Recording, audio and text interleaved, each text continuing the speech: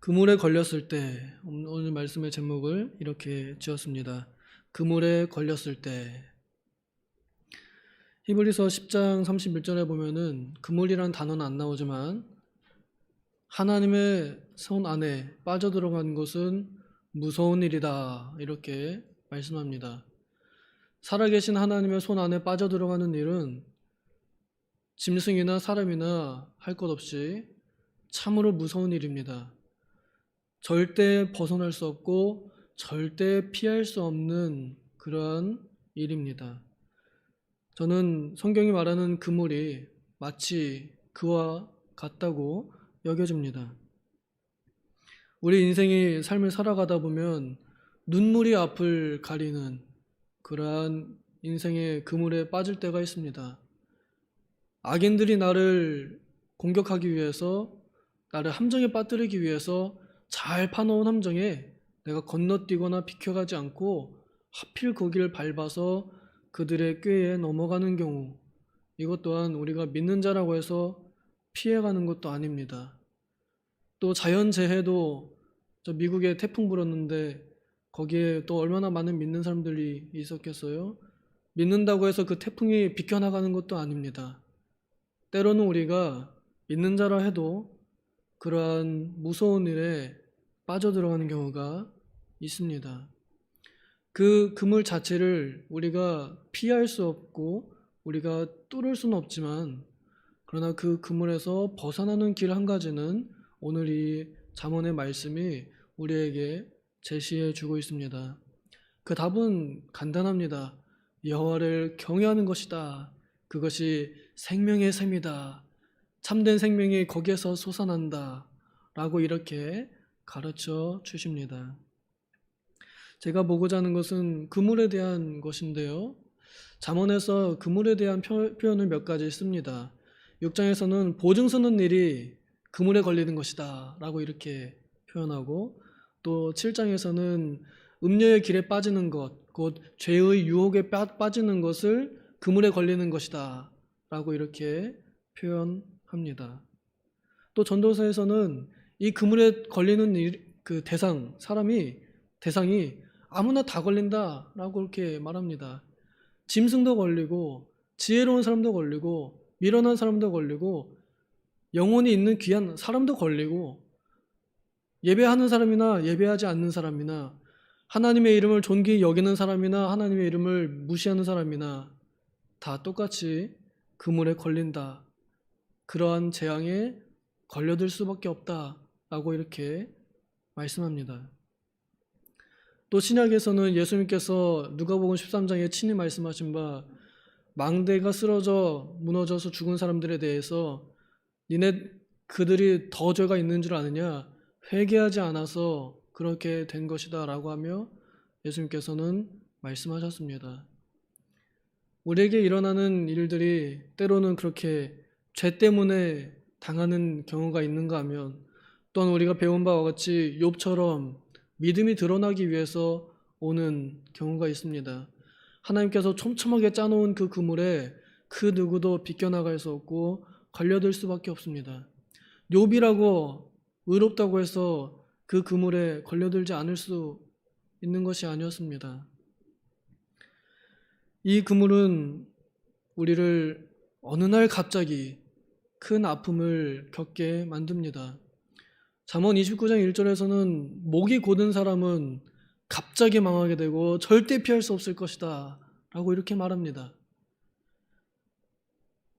어느 날 갑자기 우리에게 죄 때문이든 혹은 우리의 믿음을 드러내기 위함이든 혹은 애매히 오는 것이든 어쨌거나 우리를 큰 곤경에 빠뜨리는 일들이 우리에게 닥쳐올 때가 있습니다. 흔히 우리가 예수님 믿으면은 병도 안 걸리고, 예수님 믿으면은 돈도 많아지고, 예수님 믿으면은 자녀들도 잘 될 거라 착각하지만 아닙니다. 예수님을 믿는다고 해서 오히려 예수님 믿는 것 때문에 더 가난해지는 경우, 예수님 믿는 것 때문에 더 몸이 아픈 경우, 심지어 죽임을 당하는 경우도 있습니다. 그렇기에 내가 믿는다는 이유만으로 이러한 어려운 일, 재앙의 일들을 피하리라는 착각은 우리가 하지 말아야 합니다. 기억해야 할 것은 그런 일은 누구에게나 일어난다는 것이며 성경이 그것을 증언하고 있고 그 일은 얼마든지 나에게도 올 수 있는 일이고 또 전도서가 말하는 바는 언젠간 반드시 누구나 한 번쯤은 그런 일을 겪게 된다라고 말합니다. 그러므로 우리가 이 일을 피할 수는 없으나 그러나 대비할 수는 있고 또 그 그물에서 어떻게 벗어났는지 드러나는 경우가 있습니다. 그물에 대해서 예수님께서 한 가지 비유를 하신 것이 있습니다. 그것이 천국 비유할 때 그물을 사용했었는데요. 마태복음 13장에 천국은 마치 바다에 쳐놓은 그물과 같다. 그래서 그 그물이 가득 차가지고 육지로 끌어올린 다음에 어부가 앉아서 그것을 하나씩 골라냈는데 좋은 물고기는 그릇에 담고 나쁜 물고기는 내다 버린다. 이렇게 말씀하시며 세상의 끝날에도 그와 같을 것이다 라고 말씀하셨습니다. 우리에게 어느 날인가는 그러한 하나님의 그물이 올 것입니다. 그래야 내가 그 하나님의 그물에 탁 걸렸을 때, 채집당했을 때 내가 하나님의 그릇에 들어갈지 아니면 저 어딘가에 메마른 곳에 버려질지 그것은 알 수 없는 일이죠. 제가 뭔가 알 수 없다 하는 말은 믿는 자들에게는 사실 소용없는 말입니다. 믿는 자들에게는 알 수 있는 것입니다. 믿는 자에게는 예수님의 피 때문에 분명히 우리가 하나님의 그물에 들어가서 하나님의 그릇에 담길 것, 그것을 우리가 압니다. 다만 그 모습이 우리 인생들이 볼 때는 마치 정말 그물에 걸린 것 같고 재앙의 그물, 사망의 그물에 걸린 것처럼 보일 수 있기 때문에 그것이 불행하다 여길 수도 있기 때문에 제가 조심스럽게 말을 합니다. 그러나 그물에 걸리는 일에 대해서는 어떻게 보면 또한 좋은 일일 수도 있습니다. 어쨌거나 우리가 바라는 것, 그리고 더 이왕이면 나은 것이라고 생각한다면 그 그물에서 그래도 한 번쯤은 더 벗어나는 것이 아닐까 그렇게 생각이 듭니다. 우리가 아시는 분들은 아시겠지만 이사야서 38장에 보면은 히스기야 왕이 기도했던 벽면 기도의 내용이 나옵니다. 히스기야가 벽면을 향해서 하나님 살려주세요 라고 이렇게 저희대로 죽을 수 없어요 라고 학같이 제비같이 비둘기같이 엉엉 울면서 했던 기도를 아시는 분들은 아실 겁니다. 분명히 하나님께서 히스기야 왕에게 너는 죽을 것이다 라는 사망 선고를 내리셨습니다.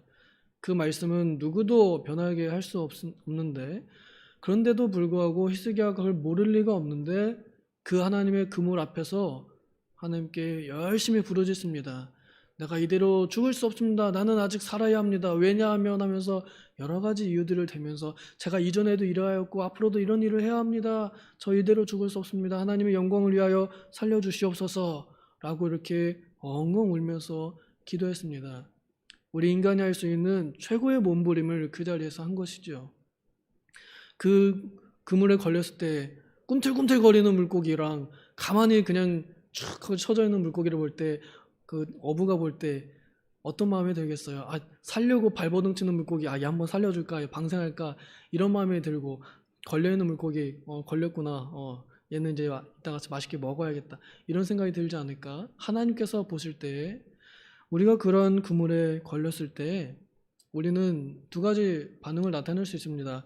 이 또한 하나님의 뜻이니라 하고 쭉 걸려있는 방법과 혹은 이대로 나는 죽을 수 없습니다 하고 파닥파닥거리는 몸부림치는 모습 두 가지를 우리가 선택할 수 있습니다. 하나님 앞에서 어떤 모습을 가지느냐는 정해진 정답은 없지만 그러나 구약의 그 인물 히스기야가 그 자리에서 그렇게 몸부림치면서 또 욥이 그 재앙의 그물에 걸려서 열심히 진리에 대하여 탐구하고 또 하나님께 열심히 부르짖음으로 하나님의 승리의 심판을 이 확정을 받는 일을 보면서 우리가 이왕이면 더 몸부림치고 더 살고자 노력하는 것 이것이 오히려 더 낫지 아니한가 하는 그런 생각을 하게 됩니다. 우리가 어려운 일이 있을 때 할 수 있는 일은 하나님을 경외하는 것, 곧 경외함을 지키는 것입니다. 그러한 일을 당하면 얼마든지 하나님을 버리기에 너무나 충분한 조건이 됩니다. 나는 예수님 믿으면 부자 될 줄 알았다. 나는 예수님 믿으면 병도 안 걸릴 줄 알았다. 나는 예수님 믿으면 내 자식들 다 잘 될 줄 알았다. 근데 그게 아니네? 그럼 뭐야? 하나님은 없는 거 아니야? 믿으나 안 믿으나 똑같은데 뭐하러 믿어? 이런 생각이 얼마든지 들 수 있는 기로에 놓이게 됩니다. 그때에도 그 믿음을 변하지 않고 지킬 수 있느냐, 이것이 그 경외함을 하나님께 나타내 보일 수 있는 자세입니다.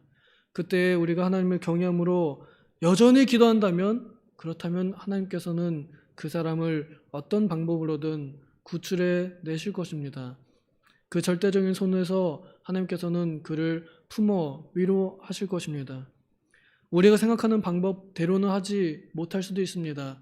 예수님께서도 하나님의 그 촘촘한 그물에서 나를 이 잔을 넘어가게 하옵소서 기도했지만, 하나님께서는 그 뜻대로 예수님께서 그 쓴 잔을 다 마시도록 하셨습니다만, 그러나 그 이후에 사망의 그물을 뚫고 부활로서 그 그물에서 벗어나게 하심을 우리가 보았듯이, 하나님께서는 우리가 생각지 못하는 방법으로 우리를 구출하실 것입니다. 그것이 무엇이 될지 모르겠지만, 그러나 어려운 일이 있을 때 하나님을 경외하는 것, 그것을 지키는 것, 그래서 생명의 샘이 내 안에서 계속 솟아나도록 살아가는 것, 이것이 오늘날 우리가 가져야 할 좋은 자세일 것입니다. 시편 50편 15절에 이런 말씀이 있습니다. 환난 날에 너는 내게 부르짖으라. 내가 너를 건지겠고 네가 나를 영화롭게 하리라 하는 말씀이 있습니다. 다 아시죠? 환난 날에 하나님께 부르짖는 것. 불신자들은 부르짖을 수도 없습니다. 또한 경외함을 버린 자들을 기도하지 않습니다. 기도하기를 포기했습니다. 그러나 그 신실함을 지키는 자들, 경외함을 지키는 자들은 여전히 하나님께 기도하고 환난 날에 부르짖습니다.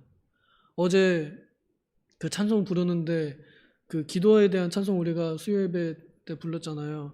어려울 때 더 그렇게 기도하는 그런 노래들이 얼마나 우리에게 감동을 주면서, 그래 맞아, 내가 이 찬송을 부르기 전에는 별로 기도하고 싶지 않았는데 이 찬송을 부를수록 보니까 내가 그래도 기도하기를 포기하지 말고 더 기도해야겠다 하는 이런 마음을 줍니다. 부디 어렵지만 우리 어려운 시기를 지나가는 동안에 기도함으로 이 그물에서 조금 더 꿈틀대고 조금 더 몸부림치는 그러한 경외자들 되기를 소망합니다. 기도하겠습니다. 하나님 아버지, 우리가 하나님의 손 안에 빠져들어가는 것은 참으로 무서운 일입니다. 그것은 누구도 피할 수 없고 누구도 스스로 벗어날 수 없는 자리입니다. 그러나 하나님, 우리가 이대로 죽을 수 없고 이대로 끝날 수 없습니다.